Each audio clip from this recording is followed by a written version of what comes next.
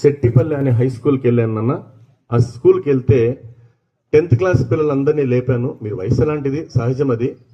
చాలా మంది పిల్లలు అడిగాను, నాన్న నువ్వేమవుతావు జీవితంలో, ఏమవుతావు అంటే అందరూ సరే రకరకాలు చెప్పారు. మళ్ళీ మీ హీరోస్ పేరు చెప్పండి అంటే వాళ్ళ అభిమాన హీరోల పేరు చెప్పుకుంటూ వచ్చారు. అందరూ రకరకాల హీరోల పేర్లు చెప్పారు. కొంతమంది అయితే హీరోయిన్ పేరు కూడా చెప్పారు వాళ్ళు. కానీ ఒక అబ్బాయి, నీ పేరేనా?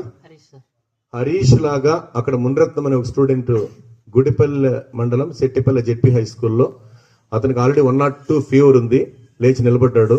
బాబు ఎవరు నీ ఫేవరెట్ హీరో అంటే లేచి, అప్పటికే అబ్బాయి వణుకు పుట్టింది అనమాట, ఫీవర్ ఎక్కువ ఉంది, 102 10th క్లాస్. లేచి నిలబడి ఎవరు నీ ఫేవరెట్ హీరో అంటే ఆ 50 మంది తర్వాత అందరు హీరోల పేరు చెప్పారు. ఆ అబ్బాయి మాత్రం లేచి నిలబడి నా అభిమాన హీరో మా నాన్న సార్ అన్నాడు. అందరూ చూసి నవ్వుతున్నారు, అతన్ని అందరిని చూసి నవ్వుతున్నారు. కానీ అబ్బాయి ఎందుకు బాబు నువ్వు అభిమాన హీరో నాన్న అంటున్నావు అంటే, సార్ వాళ్ళు సినిమాలు తీస్తారు, డబ్బు కోసం నటిస్తారు, కానీ నా తండ్రి నాకు జీవితాన్ని ఇచ్చాడు అన్నాడు అనమాట. నా తండ్రి నాకు జీవితాన్ని ఇచ్చాడు. ఇంకొక హార్ట్ టచింగ్ స్టోరీ చెప్పాడు బాబు. సార్ మా నాన్న ఒక ట్రాక్టర్ డ్రైవర్ సార్. నాన్నకు కాలు 2 వీలర్ నడుపుతుంటే యాక్సిడెంట్ అయింది, కాలు ఫ్రాక్చర్ అయింది.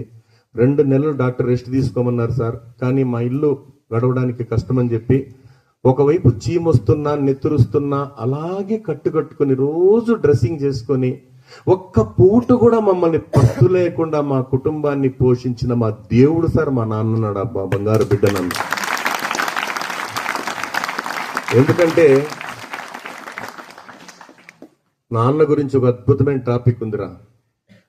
నాన్న గురించి మామూలుగా చెప్పాలంటే, రంగులు పులుముకుని వెండి తెర మీద వెలిగే హీరోలు ఎందరో, కానీ బిడ్డల ఉన్నతి కోసం వారి గుండె తెర మీద వెలిగే హీరో ఒక్కడే, అతడే నాన్న.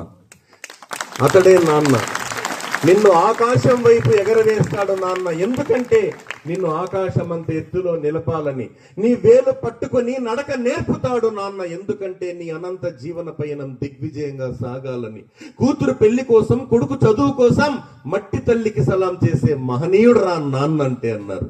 ఒక్కసారి ఈ ఇంటర్ స్థాయిలో మళ్ళా చెప్తున్నా, నీ తండ్రి విలువ తెలియాలంటే నువ్వు తండ్రి అయితే తప్ప తెలుసుకోలేవు. కాబట్టి వాళ్ళు భూమి మీద ఉన్నంత వరకు వాళ్ళని కంటికి రెప్పలా కాపాడుకుంటామని ఆత్మవిశ్వాసం, ఆ తండ్రి కష్టం మీకు గుర్తొస్తే ఒక్కసారి మీ నాన్నగారికి మనస్ఫూర్తిగా అభినందన ఇవ్వాలని మనస్ఫూర్తిగా కోరుకుంటున్నా బంగారు.